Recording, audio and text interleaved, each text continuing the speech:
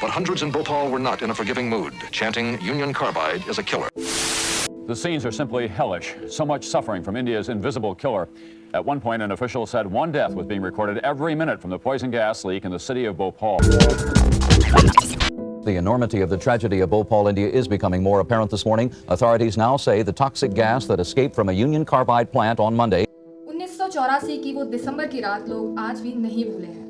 लगभग 45 टन वो खतरनाक गैस मिथाइल आइसोसाइनेट जो कि एक पेस्टिसाइड प्लांट से लीक हो गई थी। नमस्कार दोस्तों, कैसे हैं आप सब? उम्मीद है आप सब बहुत अच्छे होंगे। आज हम बात करते हैं भोपाल गैस ट्रेजेडी के बारे में, जिसका असर आज तक भोपाल के लोगों में देखने को मिलता है। आइए जानते हैं कि भोपाल गैस ट्रेजेडी के पीछे क्या रीजंस थे, क्या क्या कॉजेस हुए, कितनी हानि हुई और जिसकी वजह से लोग आज तक उसे झेल रहे हैं। इंडिया में हर साल 2 दिसंबर को इंटरनेशनल पॉल्यूशन कंट्रोल डे मनाया जाता है और इसे राष्ट्रीय प्रदूषक निवारण दिवस भी कहा जाता है। इस दिन को मनाने का मुख्य उद्देश्य साल 1984 में गैस ट्रेजेडी में मारे गए लोगों की याद करना है। साल 1984 में 2 और 3 दिसंबर की रात को भोपाल में सिचुएटेड यूनियन कार्बाइड नाम की फैक्ट्री में मिथाइल आइसोसाइनेट जहरीली गैस का रिसाव हुआ, जिसमें कई हजारों लोग मारे गए। भोपाल गैस ट्रेजेडी को दुनिया का सबसे बड़ा इंडस्ट्रियल पॉल्यूशन ट्रेजेडी माना जाता है। आज हम इस वीडियो में बात करेंगे कि कैसे भोपाल गैस ट्रेजेडी हुई थी, उसमें कितने लोग मारे गए थे और जो लोग मारे गए थे वो किस गैस से मारे गए थे। What is Bhopal gas tragedy? आखिर भोपाल गैस त्रासदी क्या थी? 2 दिसंबर 1984 की रात 12 बजे मध्य प्रदेश की राजधानी भोपाल में situated union Carbide India limited नाम की कंपनी में पेस्टिसाइड प्लांट से मिथाइल आइसोसाइनेट का रिसाव हुआ, जिससे भोपाल की स्वच्छ हवा विषैली हवा में बदल गई। ये इंडिया की सबसे पहली और सबसे बड़ी ट्रेजेडी थी। 30 टन से ज्यादा मिथाइल आइसोसाइनेट गैस के लीक होने की वजह से 25,000 से ज्यादा लोगों की मौत हुई और 6 लाख से ज्यादा लोग इस गैस की चपेट में आ गए। चलिए जानते हैं कब हुई थी इस प्लांट की शुरुआत।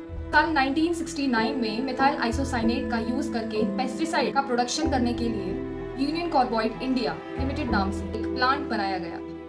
साल 1976 में भोपाल में ट्रेड यूनियन के वर्कर्स ने प्लांट के अंदर प्रदूषण की शिकायत भी की थी। इसके 1 साल बाद एक वर्कर ने ये जहरीली गैस सूंघ भी ली थी और सूंघते ही कुछ घंटों बाद ही उस वर्कर की मौत हो गई थी। इस घटना को देखते हुए एक पत्रकार ने प्लांट की तहकीकात करना स्टार्ट की और भोपाल के अखबार में अपने इन्वेस्टिगेशन के अकॉर्डिंग एक आर्टिकल भी जारी किया और आर्टिकल में कुछ ऐसी लाइंस लिखी थी: भोपाल के लोगों जागो, तुम ज्वालामुखी के किनारे पर खड़े।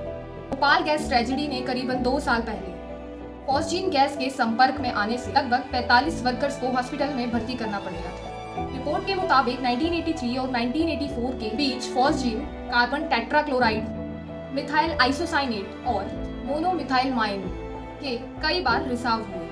Bhopal gas tragedy causes. Bhopal में यूनियन कार्बाइड इंडिया लिमिटेड के प्लांट में 68,000 लीटर्स माइक्रोबायोलॉजिकली प्रभावित जंग, जिसे MIC भी कहते हैं, E610, E611 और E619 स्टोरेज टैंक हैं। भोपाल गैस ट्रेजेडी से महीनों पहले वर्कर्स के थ्रू MIC में प्रोडक्शन लगातार हो रहा था और टैंकों को भरा जा रहा था। किसी भी टैंक को उसके 50% से ज्यादा भरने की अनुमति नहीं थी और इन टैंकों को नाइट्रोजन गैस से दबा दिया गया था। दबाव से लिक्विड MIC को हर एक टैंक से पंप करने की परमिशन मिल गई, लेकिन तीनों टैंक्स में से एक टैंक E610 ने नाइट्रोजन के दबाव को सहने की क्षमता खो दी, जिसकी वजह से ये लिक्विड MIC को पंप नहीं किया जा सका। रूल्स के मुताबिक किसी भी टैंक में 30 टन से ज्यादा लिक्विड MIC नहीं भरा जा सकता था, लेकिन E610 टैंक में 45 टन से ज्यादा लिक्विड भर दिया गया था, जिसके चलते भोपाल में यूनियन कार्बाइड को अपने इस प्लांट को बंद करना पड़ा। 1 दिसंबर 1984 को प्लांट को वापस शुरू करने के बारे में सोचा गया और खराब टैंक को चालू किया, लेकिन उनका प्रयास फेल हो गया। तब तक प्लांट के ऑलमोस्ट सारे सेफ्टी सिस्टम खराब हो चुके थे। 2 दिसंबर 1984 की शाम तक पानी खराब टैंक में घुस गया था, इसके कारण पानी और मिथाइल आइसोसाइनेट का केमिकल रिएक्शन हुआ। उस रात नाइट शिफ्ट में काम करने आए करीबन आधा दर्जन कर्मचारी इंटरनल टैंक्स के पास पाइपलाइंस की सफाई कर रहे थे। उसी टाइम टैंक का टेम्परेचर 200 डिग्री तक बढ़ गया, जबकि वो टेम्परेचर सिर्फ 4 या 5 डिग्री होना चाहिए। इसका असर ये हुआ कि प्लांट के E610 टैंक में प्रेशर बढ़ने लगा और गैस लीक होना शुरू हो गई। देखते ही देखते हालात बेकाबू हो गए और ऐसा इसलिए हुआ क्योंकि टैंक को सुरक्षित रखने के लिए यूज किए जाने वाले फ्रीजर्स को बिजली के बिल की वजह से बंद कर दिया गया। जिसकी वजह से टेम्परेचर बढ़ने लगा और टैंक में बनने वाली जहरीली गैस उन पाइपलाइंस तक पहुंचने लगी और पाइपलाइन का ब्लॉक सही से बंद नहीं था। गैस का लीक होना तेजी से शुरू हुआ। सिचुएशन को और बुरा बनाने के लिए पाइपलाइन भी जिम्मेदार थी, जिसमें जंग लग चुकी थी और जंग लगे आयरन के अंदर पहुंचने की वजह से टेम्परेचर 200 डिग्री से ज़्यादा हो गया और उस रात तक टंकी में प्रेशर 5 गुना तक बढ़ चुका था। आधी रात तक MIC फील्ड में एक वर्कर को गैस का असर दिखने लगा था और गैस के रिसाव में भी धीरे धीरे बढ़ोतरी होती जा रही थी और जब तक कोई डिसीजन लिया जाता तब तक बहुत देर हो चुकी थी। तब तक केमिकल रिएक्शन एक एक्सट्रीमली बैड कंडीशन में आ चुका था। 1 घंटे के अंदर लगभग 30 टन मिथाइल आइसोसाइनेट टैंक से निकलकर हवा में घुल चुकी थी और अधिकांश भोपाल के लोगों को इस गैस ट्रेजेडी के बारे में और गैस लीकेज के बारे में स्टार्टिंग में ही पता चल चुका था।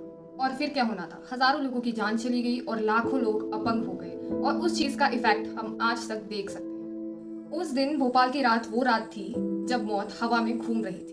फैक्ट्री के आसपास कई लोग दूर से आकर झुग्गी झोपड़ियों में बस गए थे। यहाँ के लोगों को पता ही नहीं चला कि उनकी मौत कब आ गई और उनकी सोते सोते ही जान चली गई। जब गैस समय के साथ धीरे धीरे लोगों के घरों तक पहुंचने लगी तब लोग घबरा गए और अपने घरों से बाहर आ गए।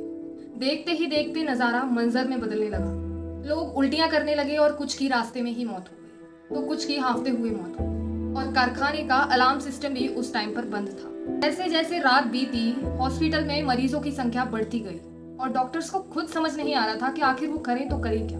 उस समय किसी को चक्कर आ रहे थे तो किसी की आंखों के सामने अंधेरा हो रहा था, किसी की हार्ट बीट तेज हो रही थी तो किसी की सांसें फूल रही थी। महज 2 दिन में 50,000 से ज्यादा लोग हॉस्पिटल इलाज कराने पहुंचे, जबकि कुछ की मौत हॉस्पिटल जाने के रास्ते में ही हो चुकी। इस खतरनाक जहरीली गैस मिथाइल आइसोसाइनेट के रिसाव से 25,000 से ज्यादा लोगों की मौत हुई और 5,58,000 से ज्यादा लोग इस गैस का शिकार हुए। गैस के रिसाव से जानवर और पेड़ भी इससे प्रभावित हुए। कुछ ही दिनों में आसपास के पेड़ पौधे बंजर हो गए। भोपाल गैस ट्रेजेडी का मुख्य आरोपी मेन प्रबंधन अधिकारी वॉरेन एंडरसन था, जो इस कंपनी के CEO थे। ये रातों रात देश छोड़कर अमेरिका भाग गए और फिर कभी वापस भारत नहीं लौटे। एंडरसन की मौत 93 की उम्र में 29 सितंबर 2014 को फ्लोरिडा के वैरो बीच पर हो गई थी। चलिए जानते हैं which gas leak in Bhopal gas tragedy. Bhopal gas tragedy methyl isocyanate gas के कारण हुई थी। ये एक कलरलेस लिक्विड सब्सटेंस होता है जिसका यूज पेस्टिसाइड्स बनाने के लिए किया जाता है। इस सब्सटेंस को सुरक्षित रखने के लिए MIC स्टोरेज टैंक में रखा जाता है। ये केमिकल गर्मी में बहुत ज्यादा रिएक्शन करता है। पानी के कांटेक्ट में आने से मिथाइल आइसोसाइनेट अपने कंपाउंड्स के साथ मिलकर ऐसा रिएक्शन करती है जिससे कि उनमें गर्मी बढ़ जाती है। प्रेजेंट में मिथाइल आइसोसाइनेट का बनना पूरी तरह से बंद है, लेकिन लिमिटेड मात्रा में पेस्टिसाइड बनाने के लिए इसका यूज आज भी होता है। पूरी दुनिया में इसका एक ही प्लांट है जो कि वेस्ट वर्जीनिया में है। भोपाल गैस ट्रेजेडी के मुख्य आरोपी वॉरेन एंडरसन थे। वॉरेन कंपनी के CEO थे। पुलिस अफसर अपनी कार से वॉरेन को विदेश विमान तक एयरपोर्ट तक खुद छोड़ने गए थे जिससे वो अमेरिका जा सके। इस घटना के बाद इस इन्वेस्टिगेशन में वॉरेन एंडरसन सहित यूनियन कार्बाइड प्लांट के 11 वर्कर्स के खिलाफ केस चला। 1984 एक बहुत ही बुरा वर्ष था। इसके पीछे 2 रीजंस तो है सिख दंगे और इसका दूसरा रीजन भोपाल गैस ट्रेजेडी। इस ट्रेजेडी के होने के बाद हमारे देश में ऐसे कामों पर बहुत ही सख्ती लगा दी गई थी और बहुत ही सख्ती से लोग उनका पालन भी करते थे।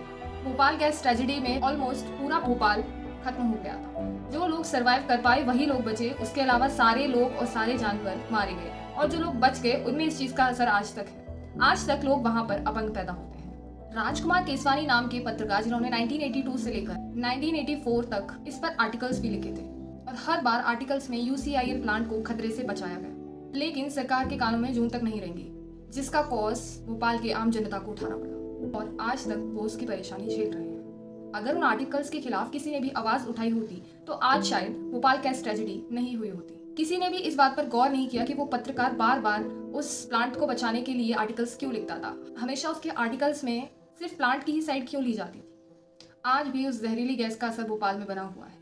लोग आज भी अपंग पैदा होते हैं। आज भी वहाँ की जमीन बंजर है और आज भी उस प्लांट में वेस्ट पड़ा हुआ है। इसका डिस्पोजल अभी तक नहीं किया गया है क्योंकि इंडिया में अभी ऐसी टेक्निक नहीं बनी है जिससे कि उस वेस्ट को बिना किसी को नुकसान पहुंचाए, बिना एनवायरनमेंट को नुकसान पहुंचाए उसको डिस्पोजल किया जा सके। बहुत जल्दी उसका डिस्पोजल हो, हम सबको यही उम्मीद है। ऐसे ही और नॉलेजेबल चीज़ें जानने के लिए keep watching my videos. Thank you so much.